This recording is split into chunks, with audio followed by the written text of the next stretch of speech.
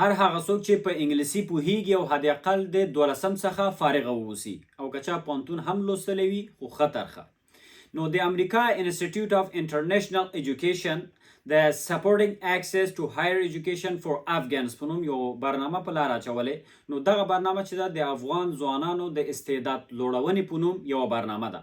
نو په دې کې مختلف کټګوریانو کې درسونه دي، برنامې دي. نو تاسې به یو برنامه انتخابوئ، هغه برنامې لاندې به تاسې حد اقل 3 هفتې د دغه انسټیټیوټ له لورې آنلاین تاسو ته درس درکول کیږي. نو هر وخت چې تاسې دغه درس لولئ نو هغې نه وروسته نو د دغه انسټیټیوټ لخوا تاسو ته یو سرټیفیکیټ هم درکول کیږي او دا سرټیفیکیټ بیا په کاریږي په څه شي کې. نو هر هغه څوک چې غواړي امریکا ته مهاجرت وکړي، امریکا ته راشي او یا کاناډا ته راشي، نو د دغه سرټیفیکیټ په درلودلو سره نو تاسې بیا کولی شئ چې په اسانه طریقه باندې هم د امریکا تحصیلي ویزه تاسې ترلاسه کړئ د هر یو پوهنتون دپاره چې تاسې غواړئ، او همدارنګه هم د کاناډا د تحصیلي ویزه تاسې ترلاسه کوئ د هر یو پوهنتون ته چې دلته تاسې غواړئ، نو ډیر په اسانه طریقه باندې.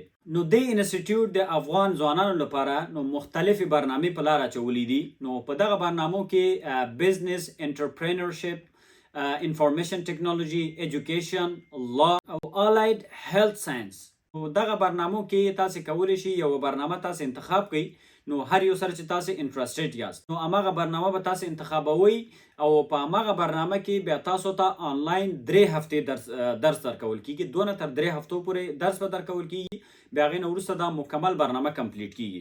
نو چې هر وخت برنامه کمپلیټ شوه بیا هغې نه وروسته تاسو ته سرټیفیکیټ هم درکول کیږي.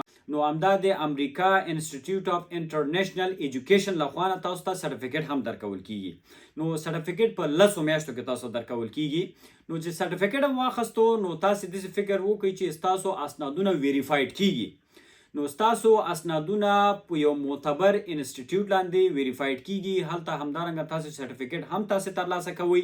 نو چې کله ستاسو اسنادونه ورلډ وایډ یعنی انټرنیشنلی ستاسو اکسپټ شول او ویریفاید شول، بیا هغې نه وروسته تاسې 100 په 100 کې تاسې دې ته الیجیبل کیږئ چې تاسې هم د امریکا او هم د کاناډا تحصیلي ویزې تاسې ترلاسه کړئ. ځکه چې تاسې پوهېږئ چې ډېر زیات پوهنتونونه دي په امریکا کې، دلته په کاناډا کې، خو خبره دا ده چې هغه پوهنتونونو پیدا کول چې کوم پوهنتونونه انټرنیشنل سټوډنټ جذب کوي، خصوصا افغانان جذب کوي.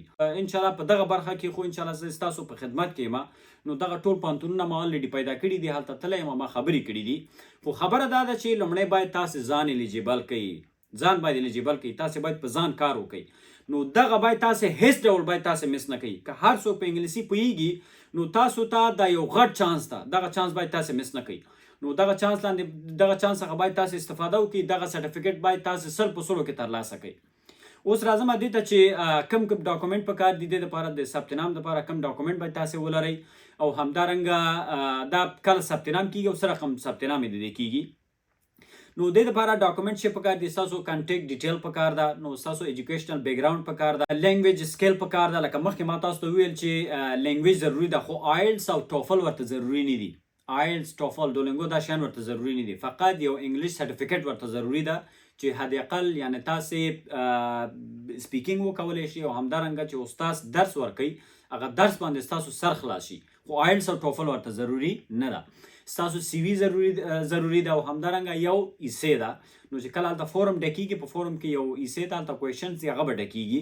نو مکمل یو د دې فورم ده، په پروفیشنل منظم ډول باندې هغه فورم به ډکیږي، ځان به تاسې راجستر کوئ او ثبت نام په همدغه میاشت کې ثبت نام شروع ده. باید ثبت نام تاسې وکړئ ځکه چې دا یو غټ چانس ده تاسو دپاره.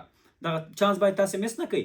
نو ثبت نام تر راتلونکې میاشت په اول تاریخه پورې ثبت نام کیږي. لکه همدغه مارچ میاشت ختمیږي نو اول د اپریل کې ثبت نام څنګه کیږي، بیا ثبت نام نه کیږي، ثبت نام بیا ختمیږي او بیا وروسته ورپسې په جون جولای میاشت کې ستاسو درسونه شروع کیږي.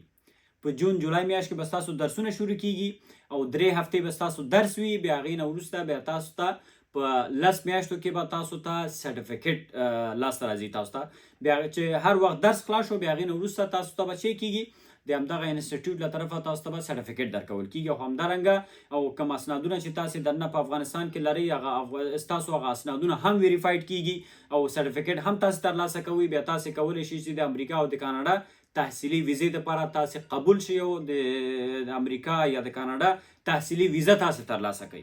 بله ښه خبره په دې کې دا ده چې دغه برنامه فولي فنډډ ده، مکمل فولي فنډډ د همدغه انسټیټیوټ له طرفه، نو مکمل فولي فنډډ ده، فری آف کاسټ ده. دا برنامه یوازې افغانانو دپاره ده. نو دغه یو غټ چانس ده تاسو دپاره، د غټ چانس څخه استفاده وکړئ او تاسې بیا هغې نه وروسته بیا کولی شئ چې لاړ شئ امریکا ته راشئ، کاناډا ته راشئ. ګورئ ښه یو خبره تاسې په یاد ولرئ، په ژوند کې ګوره همیش داسې نه ده چې یو کار امپوسیبل وي. هیڅ کار ګورئ تاسې فکر ونه کوئ چې ولا دا کار امپوسیبل ده زه یې نشم کولی. د انسان کامیابی راز او د یو انسان ناکامۍ راز په څه شي کې ده؟ هر وخت چې ته ځان سره دا فکر وکړې چې دا کار زه کولی شم، زه د دې استعداد لرم چې دا کار وکړم، په ذهن کې باید ماته ونه منې. چې هر وخت کې ګورئ په ذهن کې د ماته ومنله، بیا هغې نه وروسته د فکر وکړه چې ته هېڅ شی هم نشي کولی. لومړنی ستا د کامیابۍ راز ستا د ذهن نه شروع کېږي. هر وخت چې دې وویل چې دا کار زه کولی شم، بیا ګوره هغه کار ته کولی شي، که هر څومره سخت کار وي. په ژوند کې هېڅ شی امپوسیبل نه ده. ګورئ دغسې لارې وي. زه چې همیش دغه تاسو ته زه لګیا یم چې دغه لاره ده د راتلو، دغه لاره ده د راتلو، پیسې چاته مه ورکوئ بې ځایه. زه پوهېږم چې افغانستان کې نن سبا څومره سخت حالات دي، مه ورکوئ چاته، 1 روپۍ هم چاته مه ورکوئ. دغه فری لارې زه تاسو ته ښیم، فری 1 روپۍ چاته تاسې مه ورکوئ.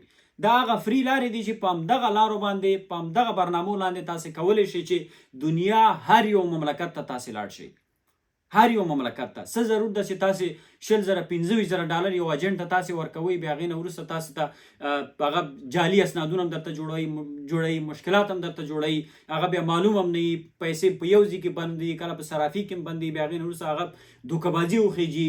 لاس واخلئ دغه کارونو څخه، د غیر قانوني کارونو څخه لاس واخلئ. قانوني لارې ډېرې زیاتې دي. دغه برنامه ده، دغه برنامې څخه تاسې استفاده وکړئ او دغه برنامې څخه فایده تاسې واخلئ. همدغه برنامې د همدا اوس څومره کسان دي، دا ګوره دغه برنامې چې مختلف ډول زه تاسو ته وړاندې کومه، همدغه برنامو لاندې ډېر خلک راغله، کاناډا ته راغله، امریکا ته لاړه، نورو هیوادونو بورسیې ترلاسه کړلې، سکالرشپ یې ترلاسه کړلې، نو لاړه هر یو هیواد ته لاړه. خو خبره دا ده چې هر څوک چې ګورئ سرچ کوي، دا سرچ داسې یو شی ده، دا سرچ کول، جستجو کول. کوم انسان چې پلټونکی وي، وایي په پښتو کې وایي پلټونکی موندونکی ده. که چېرته یو انسان ګوري همیش سرچ کوي، همیش ذهن یې په کار اچوي، همیش د خلکو په خبرو بې ځایه دوکه کېږي نه، هغه خلک فالو کوي، هغه خلک تعقیبوي چې هغوی یو ریالیټي لري، هغوی یو واقعا داسې خلک چې هغوی د فالو اپ دپاره هغوی وړ وي، هغسې کسان تعقیبوي، هغسې کسانو سره ناسته پاسته کوي چې پوهېږي د دغه انسان څخه یو 2 حرف زه هم زده کولی شم. که چېرته زه دې سره ووسم، دې سره زه ملګرتیا وکړم، یو حد ته زه هم رسېدلی شم، هغه وخت ته کامیابېدی شي. ځکه چې همیش همغې سره کښېنې پاڅېږي، هغه چې کوم کردار لري، هغه چې کوم خصوصیات لري، هغه خصوصیات تا ته هم راځي.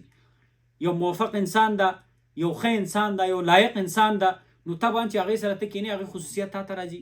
نو هر وخت چې ګورئ ستاسو ملګري هغوی سکاره نه وي، هغوی په خپله ډاون وي، هغوی خپله داسې یو لیول کې وي چې هېڅ شی هم نه دي، غونډه وره چټیات وایي، نو د ژوند په اصولو نه پوهېږي. نو که چېرته دغسې خلکو سره تاسې ملګرتیا کوئ او ناسته پاسته کوئ، نو داسې فکر وکړئ چې تاسې ورځ تر بلې همدغه ډاون طرف ته خلک سټیپ په بره ځي، نو تاسې به ډاون طرف ته روانېږئ.